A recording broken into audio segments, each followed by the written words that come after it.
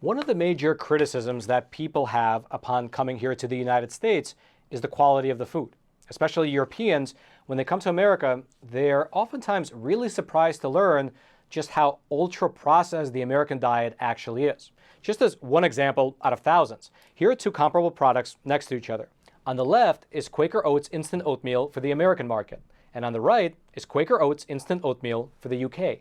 And comparing the ingredients between these two reveals quite a lot, because not only does the American version of that product have a plethora of random chemicals, additives, and colorings that the UK version doesn't, but even further than that, if you study the ingredients, you'll notice that the American version of this product does not contain any strawberries.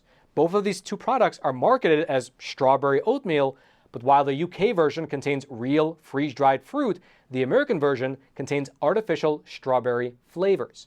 And again, this oatmeal example is just one out of thousands of such examples. The American market is absolutely saturated with ultra-processed foods as well as junk food. But here's the thing. Even though most people intuitively understand that processed foods aren't as good for them as whole foods, up until now, there's actually been a real lack of scientific studies to confirm that suspicion. There have been some studies which have linked ultra-processed food to poor health and some specific diseases, but there has not been a comprehensive review which can provide a broad assessment of all the evidence in this particular arena. And so, in order to bridge that gap, quote, researchers carried out an umbrella review, a high-level evidence summary of 45 distinct pooled meta-analyses from 14 review articles associating ultra-processed foods with adverse health outcomes. The review articles were all published in the past 3 years and involved 9.9 million people. And so indeed, these researchers conducted their study, and it was recently published in the pages of the British Medical Journal. It's titled Ultra-Processed Food Exposure and Adverse Health Outcomes, an umbrella review of epidemiological meta-analyses. This is the largest of its kind peer-reviewed study, and what the researchers here did was that they took 14 different studies that have already been published, and they conducted a large meta-analysis on them in order to determine the link between ultra-processed foods and general adverse health effects. And what they found was really fascinating, to say the least, so let's go through it together. To start with, because these researchers were dealing with so many different studies published over the past 3 years, they needed to synchronize the terminology in order to have a real apples-to-apples comparison. And so, in terms of defining what actually constitutes processed food, as well as ultra-processed food, they used the NOVA food classification system. NOVA classifies food into 4 separate categories. You have group number 1, which is the unprocessed or minimally processed foods. These are what most people would consider natural whole foods, and they have been altered minimally by humans. Maybe they've been cut up, boiled, frozen, or washed, but that's pretty much it. So this is basically things like nuts, eggs, milk, steak, most types of fruits, etc. Then you have group number 2, which is processed culinary ingredients. The things in this group are usually not eaten by themselves, and instead they're created to help prepare food. These are things like sugar, salt, honey, olive oil, butter, things like that. Then you get to group number 3. These are processed foods. These are products that are manufactured by mixing the whole foods in group number 1 with the additives in group number 2, like using yeast and flour to make bread, or bacteria, cultures, and milk to make cheese, or sugar and berries to make jam, things like that. They're all classified as processed foods. And then the last level is group number 4, ultra-processed foods. These are products which are completely industrial formulations, and they're made almost entirely from substances which are either derived from food or synthesized in a lab. Meaning that group number 4 consists of quote-unquote food which contains little to no whole foods, and you can't really make this stuff at home. You basically need factories and laboratories to make it. These are things like baby formula, hamburgers, fizzy soft drinks, microwave pizza, instant noodles, bagged chips, things like that. Basically, ultra-processed foods are many steps removed from the actual whole foods they derive themselves from. And so that's the definition of ultra-processed food that these researchers were using when conducting their meta-analysis. And just for your reference, just as it was mentioned in that summary, these 14 studies that we're looking at involve data from approximately 10 million people. And so the study population was rather large. And so after running their analysis, what these researchers found was that exposure to ultra-processed foods, again, meaning foods in that 4th category, was consistently associated with 32 different adverse health outcomes. Quote, overall, direct associations were found between exposure to ultra-processed foods and 32 health parameters spanning mortality, cancer, and mental, respiratory, cardiovascular, gastrointestinal, and metabolic health outcomes. They also found that the amount of exposure to these ultra-processed foods increases a person's likelihood of having one of these adverse health outcomes. Quote, greater exposure to ultra-processed food was associated with a higher risk of adverse health outcomes, especially cardiometabolic, common mental disorders, and mortality outcomes. These findings provide a rationale to develop and evaluate the effectiveness of using population-based and public health measures to target and reduce dietary exposure to ultra-processed foods for improved human health. Then, in their published analysis, the researchers included this graph right here. You can see it up on your screen, showing the severity of each one of these health outcomes. The red line going down the middle is the baseline, and as you can see, most of the findings show an increase of these negative health outcomes for people who eat ultra-processed food. And so as you can see, greater exposure to this ultra-processed food, it correlates to a 15 to 27% increased risk of all-cause mortality, meaning just dying in general. There's a 51 to 84% increased risk in heart disease-related death. There's an increase in the risk of most types of cancer, except for prostate cancer. Then in terms of mental health, which is something that most people don't even necessarily associate with ultra-processed food, well, they found a 24 to 61% increase of having sleep problems, 37 to 59% increase to anxiety, as well as 43 to 63% increase in common mental disorders. Which, by the way, I had to look that up, and common mental disorders include things like depression, OCD, obsessive compulsive disorder, social anxiety disorder, panic disorder, things like that. The researchers found that eating a diet of ultra-processed food increases your risk for those types of things by 43 to 63%.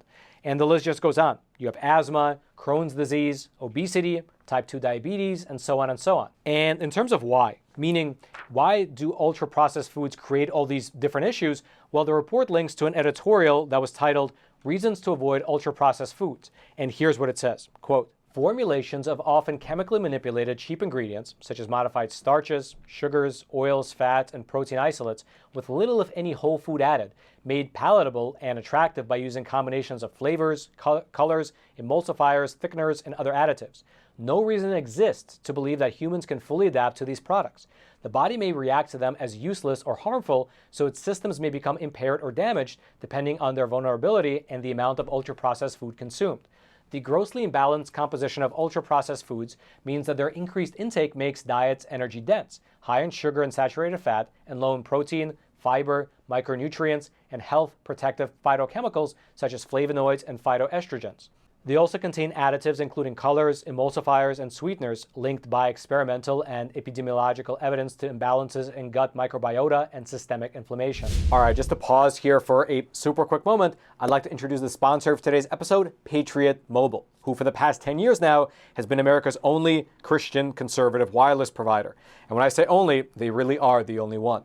They've also been great supporters of the show, which is why partnering with them was pretty much a no-brainer. Now, Patriot Mobile, they offer dependable nationwide coverage, giving you the ability to access all three of the major networks. This means that you and your family, you can get the same coverage that you're accustomed to, just without funding companies that hate your values. When you switch to Patriot Mobile, you're essentially voting with your dollars, and you're sending the message that you support free speech, you support religious freedom, you support the sanctity of life, you support the Second Amendment, as well as our veterans and first responders. And best of all, their customer service team is based 100% here in the US, keeping the jobs here in America, but also making the switch super easy. You can keep your number, you can keep your phone, or if you need to, you can upgrade your phone if you so want. Just give them a call and their team will help you find the best plan and the best options for whatever you and your family need. Just head on over to patriotmobile.com/Roman or just call 972-PATRIOT. And if you use promo code ROMAN, ROMAN, you get free activation. So consider making the switch today. It's again patriotmobile.com/Roman or just call 972-PATRIOT.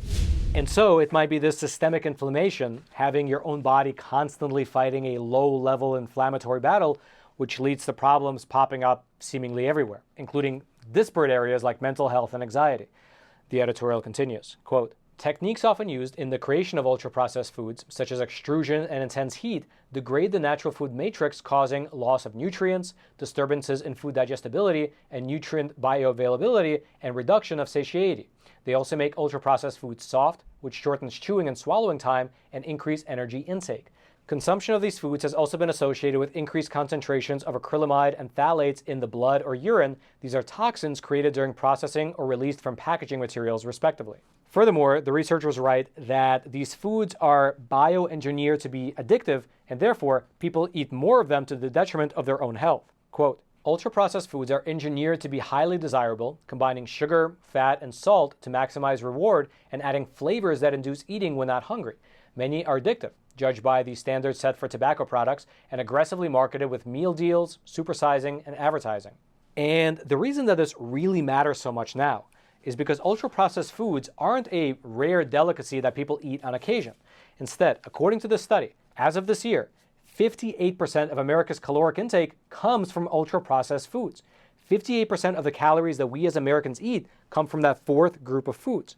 But here's the thing, and it's a point that the authors raise, which is that this is not an inevitability. It's not that as a country becomes more developed, it absolutely has to go the route of ultra-processed foods.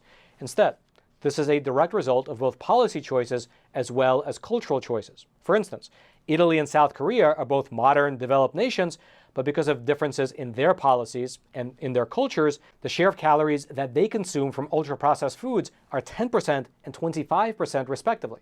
And so these researchers suggest the following, quote, crafting national dietary guidelines that recommend varieties of unprocessed or minimally processed foods and freshly prepared meals and avoidance of ultra-processed foods, institutional food procurement that aligns with these guidelines, front-of-pack labels that clearly identify ultra-processed foods, restricting advertising and prohibiting sales in or near schools and hospitals, and fiscal measures that make unprocessed or minimally processed foods and freshly prepared meals as accessible and available as, and cheaper than, ultra-processed foods. Furthermore, these researchers also urge the United Nations to take a quick break from trying to get a needle into every arm and from creating a global surveillance state, take a break from that, and to instead, quote, develop and implement a framework convention on ultra-processed foods analogous to the framework on tobacco. Now, as to whether any of this will actually happen is anyone's guess.